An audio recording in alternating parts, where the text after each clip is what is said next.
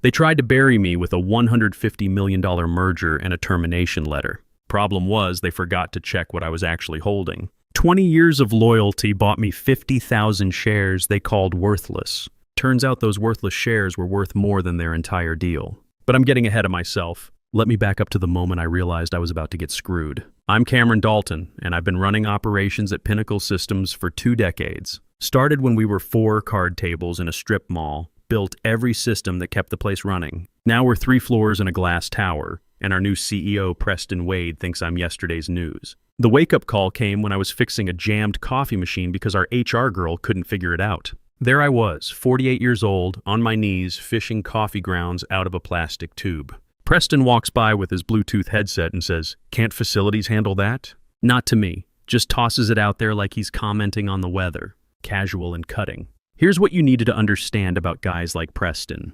MBA from some fancy school, perfectly trimmed beard, shoes that cost more than most people's mortgage payment. He showed up 6 months ago with a 5-year plan and 0 respect for anyone who built this place before he arrived. First week he called me Carl. Next week Cameron became Cam without asking. Eventually he stopped using names altogether, just pointed when something needed fixing.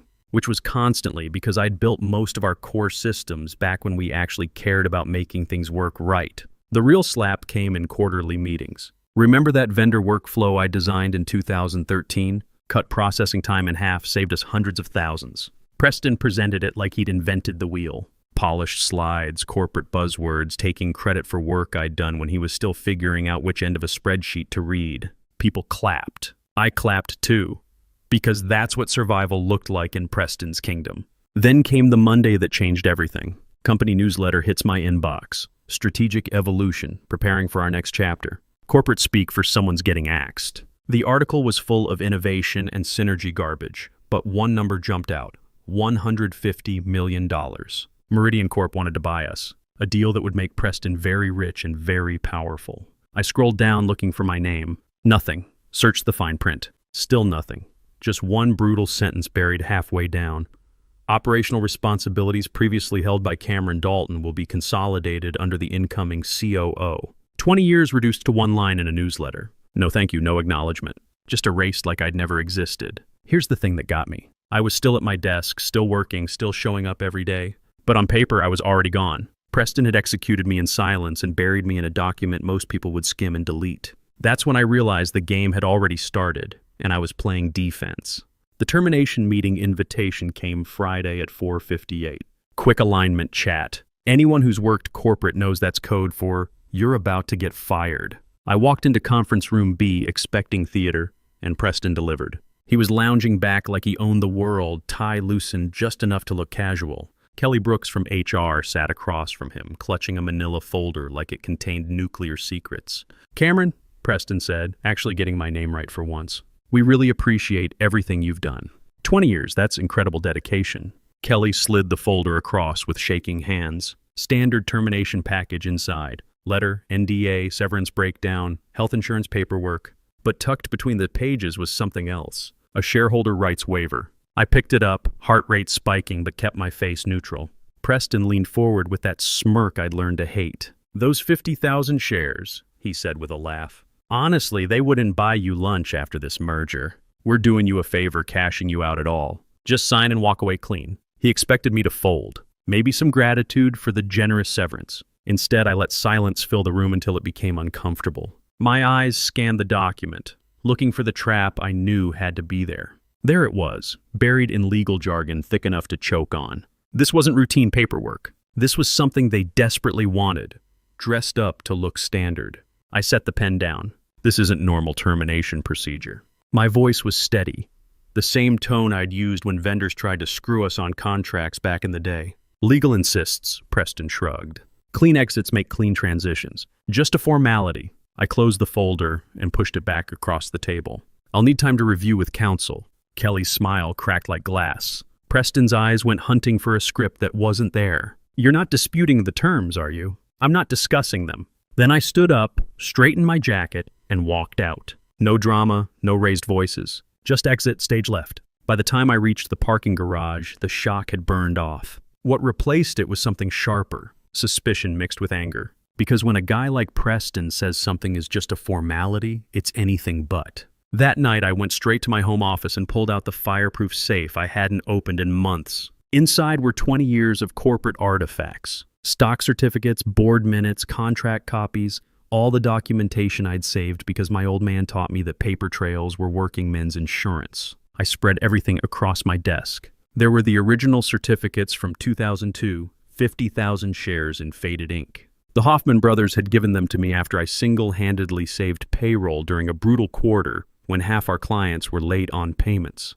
Token of gratitude, they'd said. You've been here since day one. You built the backbone of this place. Most of the early team had laughed them off or cashed out the first chance they got. Me? I'd tucked them away and forgot about them. Just old paper in a safe with my divorce decree and my son Jake's birth certificate.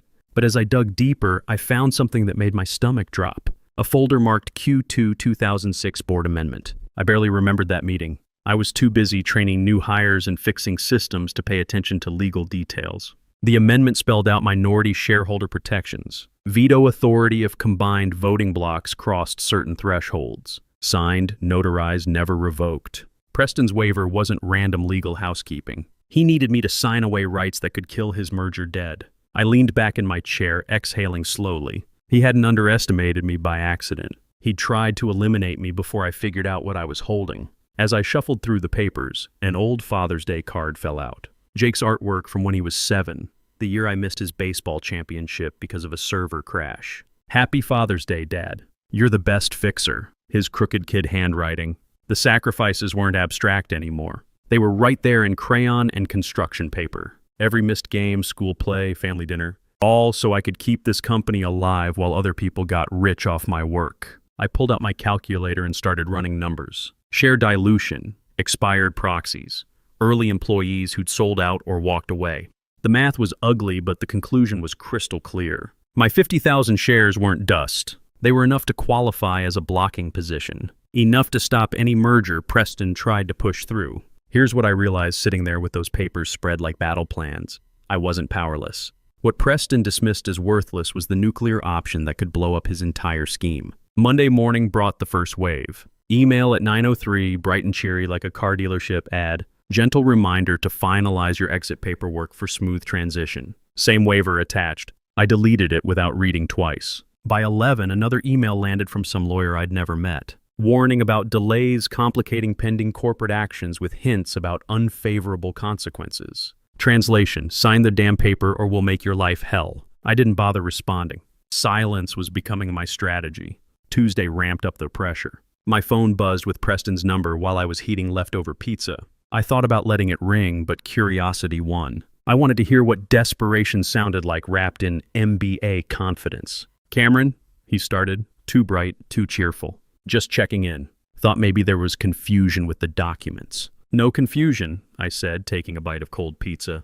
A pause. His voice dropped a notch. Look, transitions are tough, but dragging this out doesn't help anyone. Those shares don't mean anything anymore. Not in this market, not after the restructuring. I let silence hang until I could practically hear him sweating through the phone. Guys like Preston hate quiet. It makes them scramble to fill the void. Finally, I said 5 words, steady and cool. We'll see about that. Then I hung up. A text buzzed through seconds later.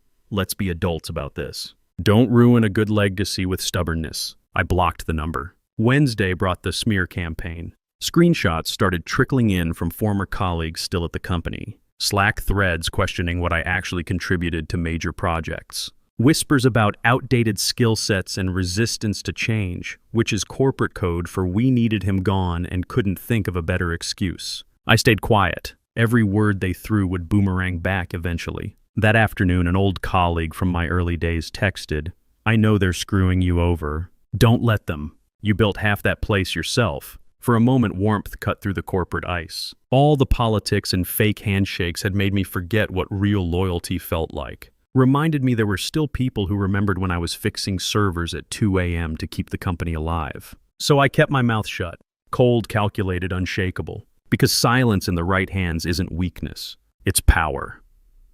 And Preston had no clue how much leverage I was sitting on just by refusing to play his game. Thursday, I knew I needed professional backup. Not another supportive text, not corporate HR theater. I needed someone who could stare down Preston's lawyers without blinking. That's how I found myself in Victoria Stone's office above a dry cleaner. Her space smelled like old wood and sharper still, like quiet revenge. The walls were lined with thick binders, labeled like trophies from corporate battles she'd won. Victoria was maybe 55, sharp-eyed and sharper-tongued, with the kind of presence that made silence feel dangerous.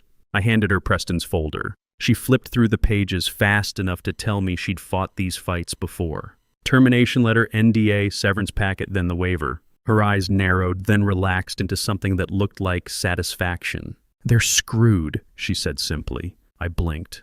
That was it. No theatrics, no legal disclaimers. Just 2 words delivered with the certainty of someone who'd already seen the ending. For the first time in weeks, I could breathe again. She tapped the waiver with one finger. "This isn't routine paperwork. This is panic. They need you neutralized before that merger clears. Without your signature, their entire deal is hanging by a thread." I gripped the armrest of my chair. "So what's our play?" Victoria smiled the kind of smile that made you glad she was on your side instead of theirs. "Nothing." I must have looked confused because she leaned forward. "You don't chase them. You don't email back. You don't negotiate. You let them panic. The more they scramble, the deeper they dig their own grave." Her words hit me like tactical intelligence. For 20 years, silence had been my default. What I used to avoid conflict, keep my head down, stay out of trouble. But now, in Victoria's playbook, silence was a weapon, and it was mine to deploy. I thought about Preston pacing his glass office, HR drafting another gentle reminder, legal teams sweating over spreadsheets they hadn't touched in years, all of them waiting for me to blink, fold, disappear quietly like a good little employee. But this time my silence would be strategic, deliberate, lethal. Victoria gathered the papers back into a neat stack. "Do nothing unless I tell you. Let them light their own fuse. When it explodes, we'll be the ones left standing." I walked out of there feeling like I'd just enlisted the right general for the right war. By the following week, I didn't need to lift a finger. The cracks were spreading on their own. Somewhere in Meridian Corp's legal department, a junior associate was buried under due diligence spreadsheets. Her job was mind-numbing and thankless, cross-referencing shareholder ledgers, verifying proxies, making sure every consent lined up perfectly. 99 times out of 100, it's rubber stamp work. But this time she stumbled across something that makes junior lawyers lose sleep and senior partners lose their minds. Cameron Dalton, Class A shareholder, legacy vesting privileges, no proxy on file, no waiver signed. By 11:15, she'd flagged it to her supervisor. By 3 p.m., there was an emergency conference call with Preston, the CFO, internal counsel, and expensive outside legal talent who billed by the heartbeat. I wasn't in that room, but I can see it perfectly. Preston brushing it off with that fake laugh he used at company events. "Oh, Cameron, he's old school, already terminated. His shares are meaningless. We have his exit paperwork, just not processed yet." Then came the response that probably made his blood freeze. Meridian's senior lawyer, voice flat and clinical. "I'm looking at the documents right now. There's no signed waiver, no proxy, nothing revoking his rights." The silence must have been deafening. I picture the CFO's coffee stopping halfway to his lips, internal counsel frantically shuffling papers like maybe reality had changed on the page. Preston tried again, voice tighter. "He won't use it. He's not that type. Always kept quiet, never made waves. Just wants to collect his severance and disappear." Here's where I almost laughed out loud in my kitchen. He wasn't wrong about my history. I had been quiet, but now my silence was tactical, and it scared the hell out of him. Meridian's lawyer didn't bend. Whether he uses it or not is irrelevant. Your entire deal structure assumes unanimous legacy consent, and you don't have it. Clean, clinical, undeniable. My blocking position sitting in plain sight like a landmine Preston thought he'd diffused. And the beautiful part, I hadn't done anything. They'd tripped over their own arrogance and exposed the flaw themselves. The game was no longer mine to win. It was theirs to lose, and they were losing spectacularly. Here's what Preston didn't understand about corporate warfare. It's not about who talks loudest or has the fanciest degree. It's about who holds the high ground and knows when to use it. 20 years of building systems and solving problems had taught me something he'd never learned in business school. Patience is a weapon.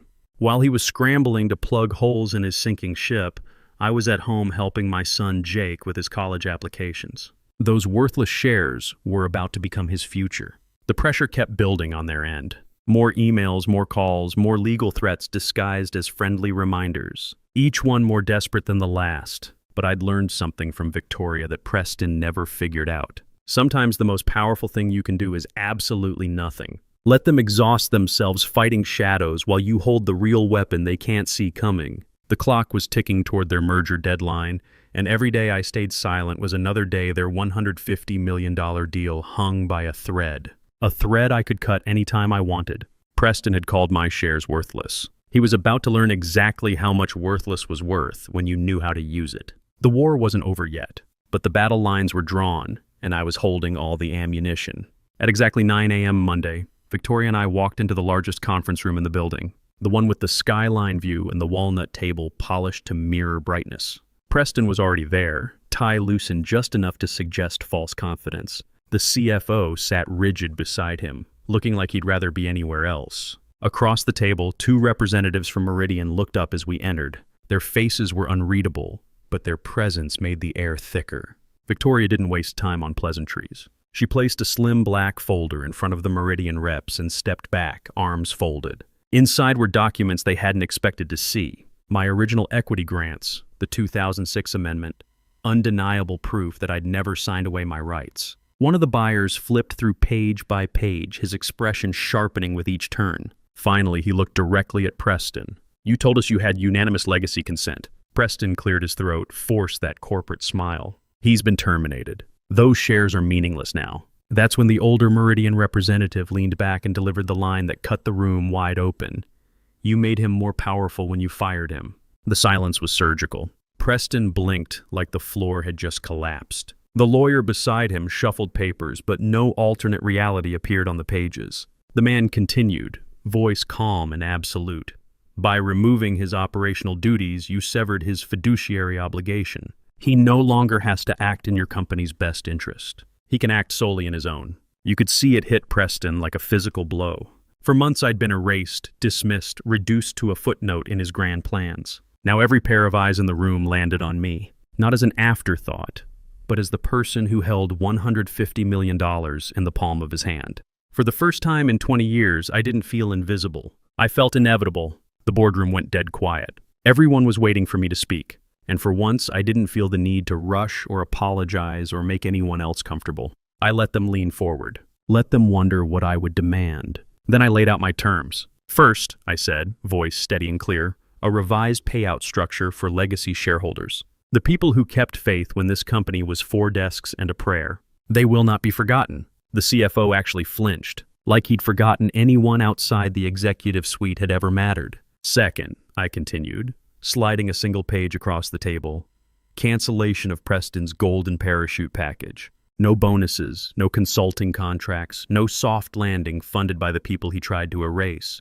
Preston's face went deep red. His jaw clenched as he gripped the table edge hard enough to leave marks. "And third," I finished, "a formal board statement acknowledging my contributions and making crystal clear that my departure was not performance-based. You will not rewrite my story for your convenience." The Meridian reps glanced at each other, then at our board chair. No one rushed to object. No one dared.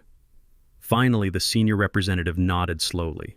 "These terms are reasonable and fair." Preston exploded. "You can't just cave to this. He's hijacking the entire deal!" His voice cracked, desperate, the polished mask finally slipping completely. But it was already over. The board chair leaned back, eyes steady on Preston. "It's this or we lose the merger entirely. Your choice." Just like that, the power Preston thought he owned crumbled beneath his feet. His money, his status, his carefully crafted narrative about being the visionary who modernized our backward little company, all gone. I gathered my folder, stood up, and looked at him one last time. My voice was calm, almost conversational. "You called my 50,000 shares worthless, but they're the reason you've been rendered worthless." Then I walked out, leaving the skyline view and corporate theater behind. No applause, no dramatics, just the quiet satisfaction of knowing I'd not only protected myself, but spoken for every forgotten person who'd been erased before me. Here's what happened in the weeks that followed, because corporate revenge isn't just about the confrontation. It's about watching the dominoes fall. Preston tried to fight the terms, of course. Threatened to walk away from the merger entirely, take his vision elsewhere. Problem was, Meridian had already done their homework. They knew Pinnacle's real value wasn't in Preston's PowerPoint presentations. It was in the systems and processes people like me had built over 2 decades. Without me to sign away my blocking rights, there was no merger on Preston's terms. And without the merger, Preston was just an expensive CEO running a company he didn't understand, hemorrhaging talent who'd watched him try to steamroll the person who'd kept the lights on for 20 years. The board gave him a choice: accept the revised terms or watch the deal collapse entirely. Preston chose his paycheck over his pride. Smart move, probably the first one he'd made since arriving. The revised payout structure meant early employees who'd stuck around got real money instead of token gestures. People who'd worked weekends and missed family dinners while Preston was still figuring out what an operations manual was. Justice has a funny way of finding its balance when you know which levers to pull. But the real satisfaction wasn't financial. It was watching Preston's carefully constructed narrative crumble in real time. Remember how he'd presented my vendor workflow system as his innovation? Turns out when you're negotiating a $150 million deal, people want to know exactly who built what. Meridian's due diligence team started asking detailed questions about system architecture, process optimization, vendor relationships. Suddenly, Preston couldn't explain how his revolutionary improvements actually worked, because he hadn't built them. I had. The truth has a way of surfacing when real money is on the line. Every system Preston had claimed credit for, every efficiency he'd bragged about in board meetings, every process improvement he'd used to justify his salary, it all traced back to people he'd tried to erase. Meridian started asking for documentation, original design specs, implementation timelines, performance metrics. Preston's team scrambled to provide answers they didn't have to questions about work they hadn't done.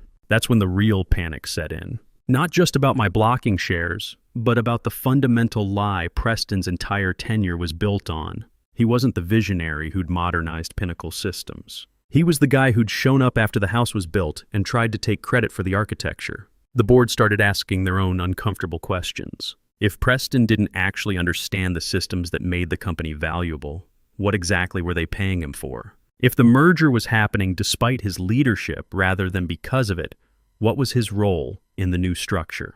Here's the thing about corporate politics that Preston never figured out. It's not enough to climb the ladder. You have to understand what's holding it up. When you try to kick it away the people who built the foundation, don't be surprised when the whole thing starts wobbling. 3 weeks after our boardroom showdown, Preston was transitioning to new opportunities. Corporate speak for unemployed with a severance package. Not the golden parachute he'd negotiated originally, but enough to keep him in overpriced coffee while he figured out his next move. Meridian offered me a senior consulting position to help integrate Pinnacle's operations into their larger structure. Turns out when you're buying a company for $150 million, you want to keep the people who actually know how it works. But the best part wasn't professional vindication or financial security, though both were welcome. The best part was the message it sent to everyone who'd watched Preston try to erase 20 years of other people's work. You can't steal credit forever. You can't build a career on other people's foundations without eventually getting called to account.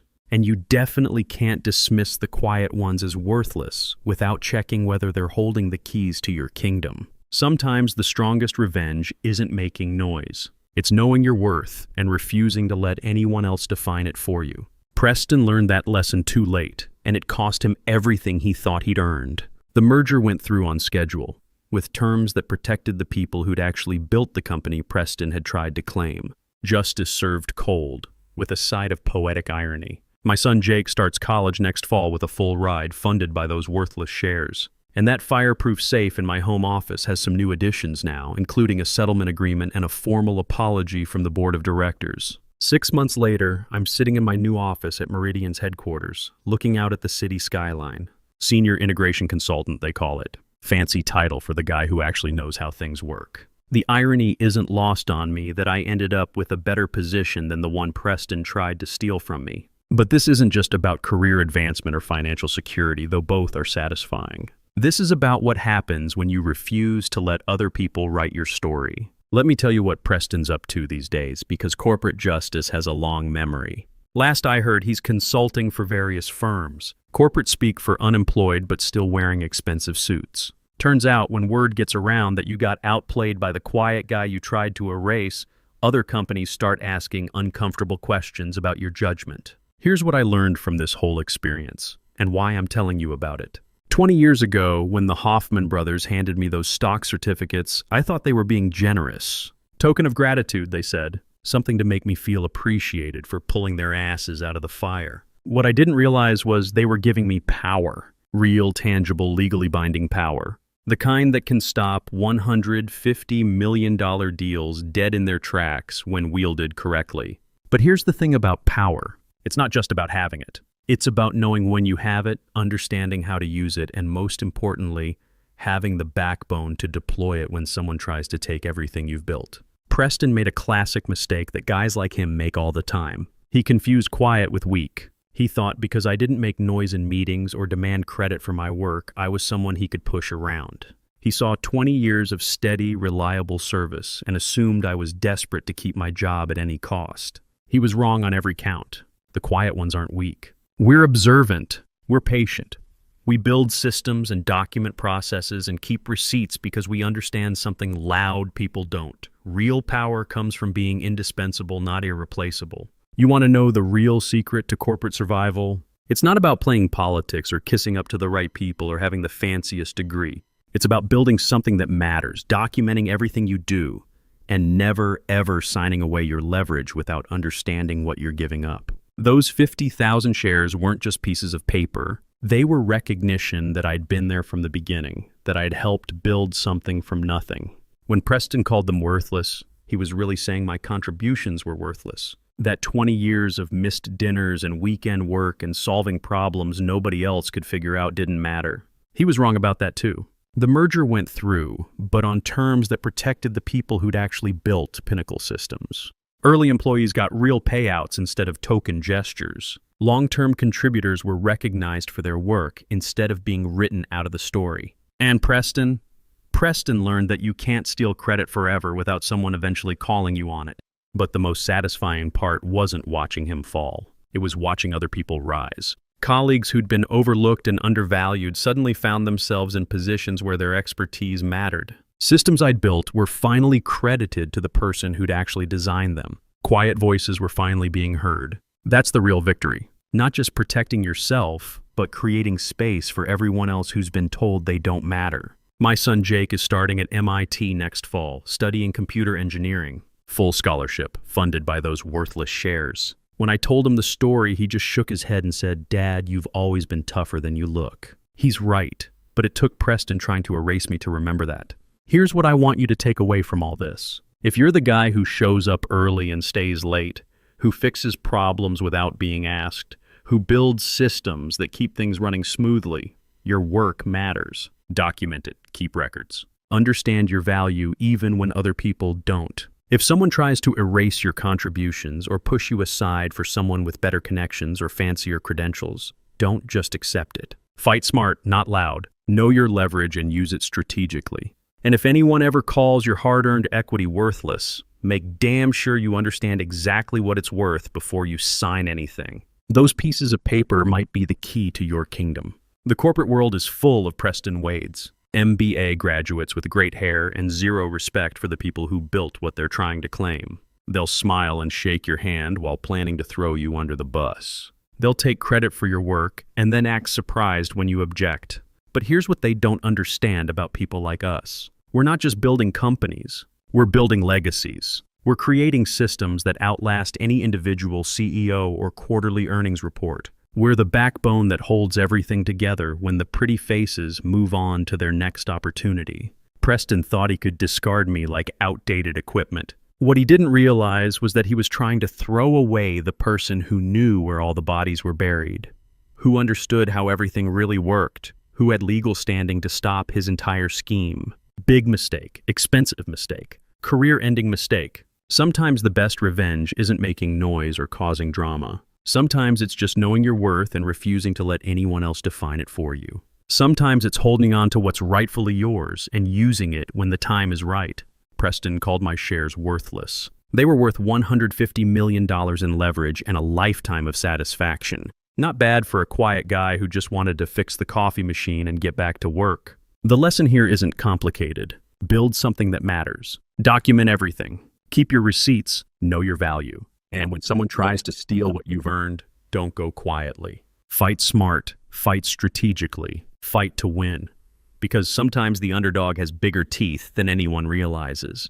And sometimes the quiet ones are the ones you should worry about most. Preston learned that lesson the hard way. I hope you never have to teach it to anyone yourself, but if you do, remember this story. Remember that your contributions matter, your experience has value, and your equity is worth exactly what you're willing to fight for. 20 years of loyalty bought me 50,000 shares and the power to stop a merger in its tracks. Preston called them worthless right up until they cost him everything. That's a mistake he'll never make again. And neither will anyone else who heard this story. Sometimes David really does beat Goliath. Sometimes the quiet guy in the corner office holds all the cards. Sometimes what looks like weakness is actually strength waiting for the right moment to show itself. This was my moment. I didn't waste it. What's yours going to be?